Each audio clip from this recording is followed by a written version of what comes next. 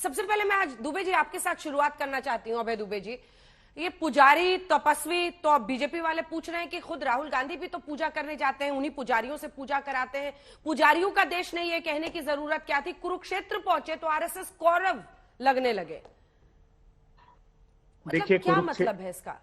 हाँ, अंजना जी, कुरुक्षेत्र की उस पावन भूमि से राहुल गांधी जी ने इस अहंकारी सत्ता को चुनौती दी है और सनातन भारत का इतिहास साक्षी है। अहंकार में तीनों गए, बल बुद्धि और वंश। न मानो तो देख लो कौरव रावण कंस। जब ये कुरुवंश की अहंकारी सत्ता को पांडवों ने चुनौती दी थी, तब अंतिम प्रस्ताव लेकर भगवान श्री कृष्ण गए थे कौरवों की सत्ता के पास। उन्होंने क्या कहा था? दे दो केवल 5 ग्राम, रखो अपनी धरती तमाम। दुर्योधन वो भी दे न सका, आशीष समाज का ले न सका। उल्टे हरि को साधने चला, जो था असाध्य उसे बांधने चला। जब नाश मनुष्य पर छाता है तो पहले विवेक मर जाता है। राहुल गांधी जी भी अंतिम प्रस्ताव लेकर भारत जोड़ो की यात्रा पर निकले हैं, 3,500 किलोमीटर की। राहुल गांधी जी के भी 5 प्रस्ताव हैं इन कौरवों की अहंकारी सत्ता के लिए। उन्होंने कहा कि सांप्रदायिक उन्माद को ये सत्ता बंद कर दे। उन्होंने कहा कि आकंठ बेरोजगारी में डूबे हुए युवाओं के रोजगार के अवसर सृजित कर दे। उन्होंने कहा कि देश को महंगाई से निजात दिलाए। उन्होंने कहा कि धन्ना सेठों की अकूत संपत्ति और संसाधन जो सत्ता जुटा रही है उसको बंद कर दे। संवैधानिक संस्थाओं पर हमला बंद कर दे। ये 5 प्रस्ताव राहुल गांधी जी ने भी दिए। आपने मेरे सवाल का जवाब नहीं दिया सर अभी तक।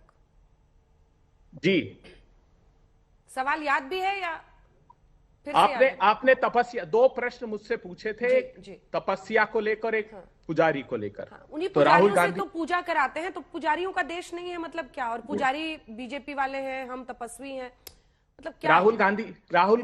राहुल गांधी जी का भावार्थ और उनके आगे के वक्तव्यों को सुनिए ध्यान से कि ये खुद की पूजा कराने की कुचेष्टा करते हैं भारतीय जनता पार्टी के लोग।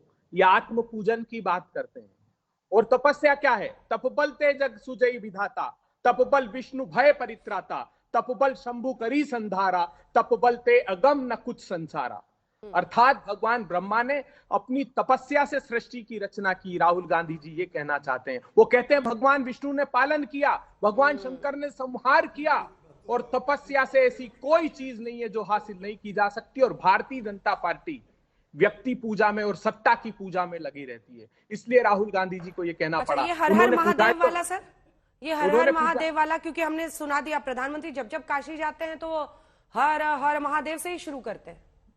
ये तो सत्ता की सीढ़ी धर्म इनके लिए है, भारतीय जनता पार्टी के लिए। राहुल गांधी जी ने कभी धर्म को सत्ता के सीढ़ी के संदर्भित विषय पर प्रयुक्त नहीं किया कांग्रेस पार्टी ने। ठीक है, ये भारतीय जनता पार्टी ने किया। मैं राहुल गांधी जी के लिए अंतिम बात करके अपने वक्तव्य को विराम देता हूं कि भारत का नेता राहुल है, अतुलित यशक्रेता राहुल है, सर्वधर्म प्रणेता राहुल है। वो भारत को जोड़ते जाते हैं, विघ्नों को गले लगाते हैं, कांटों में राह बनाते हैं। है कौन विघ्न ऐसा जग में टिक सके जो राहुल के मग में? राहुल जब जोर लगाते हैं पत्थर पानी बन जाते हैं। इनको भी पिघला देंगे राहुल गांधी जी, याद रखिएगा। इतनी विनम्रता, सदाशयता, संयम, सद्भाव, सदाचार उनमें है कि अंततः भारतीय जनता पार्टी को, देश के प्रधानमंत्री जी को उनकी सारी बातों को स्वीकार करना पड़ेगा और उस आचरण को, उस प्रशस्त मार्ग को अंगीकार करना पड़ेगा जिस पर राहुल गांधी जी चलना चाहते हैं या चल रहे हैं।